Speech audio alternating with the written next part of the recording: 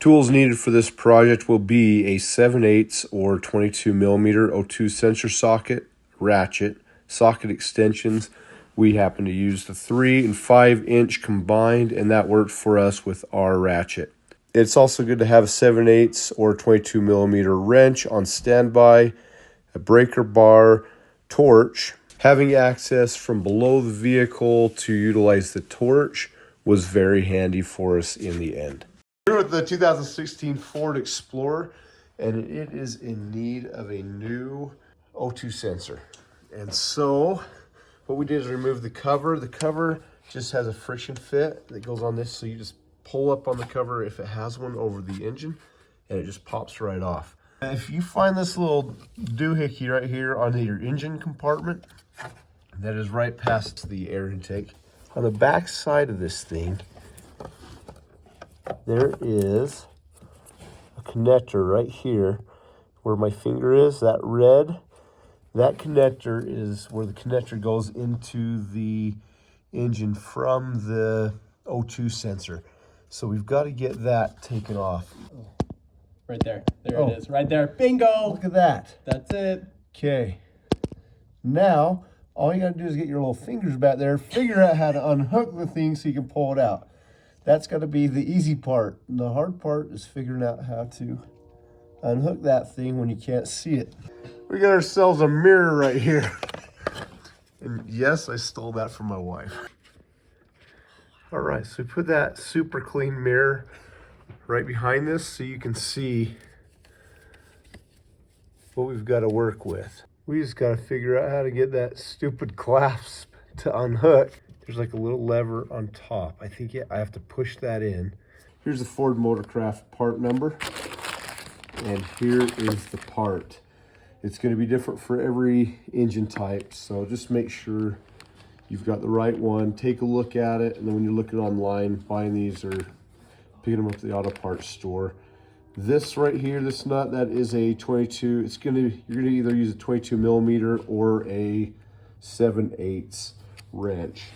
Now, it's tight, so I don't know if this is gonna fit in there or if we're even gonna be able to get this in there.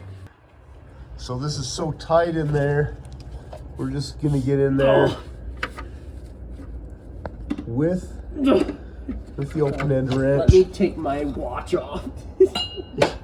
Yeah, you got to remove all jewelry. Also, remember to disconnect your battery terminal because you're working on the electricity parts of your vehicular. It'll be quite a shocking experience. Yeah. This is why you don't buy Fords, folks. Heat actually makes metal expand, so it actually would loosen it up if it was hot. We did this for about an hour and then finally took the torch to that. Because right now it's about 4,000 degrees because we just torched it. That thing was seized on there. So we torched that thing. It's not loose. We're going to pull that out. We put on some extensions and brought it to the top of the engine, just high enough where we could use the breaker bar after torching it and actually wrench it from above.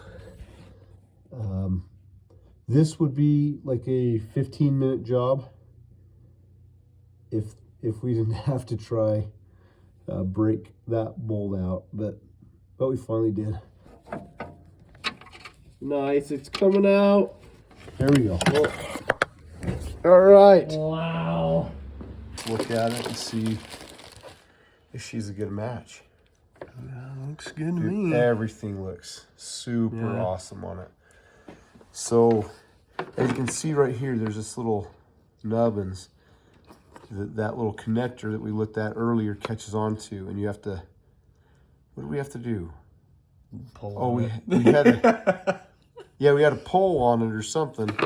I think what happened is you actually press inside.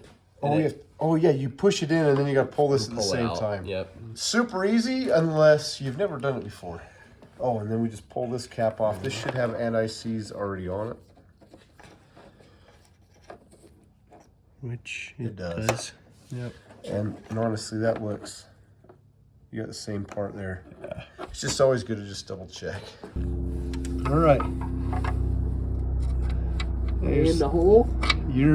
Looks like it from my point of view. Oh, good. Yep, it's threaded. Okay. Let's get that finger tight. Yes. Oh, I can't quite.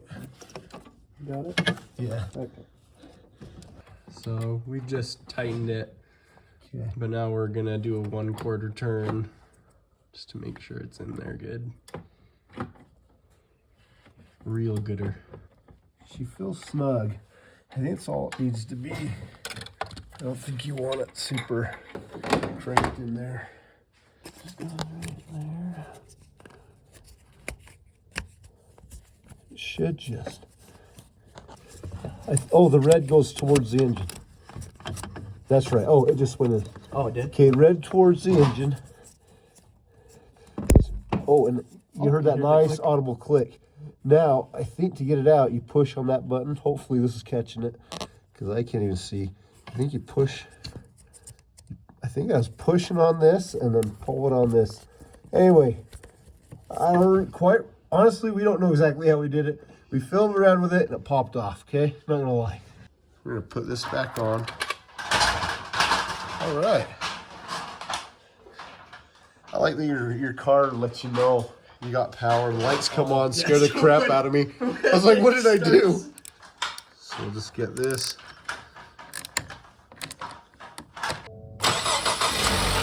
Well, it started. That's what we call a win. So lessons learned. You could actually do this all the way on the ground without being lifted up, and it would be easier to access this, and you don't have to use ladders and step stools, except if you've got to torch it.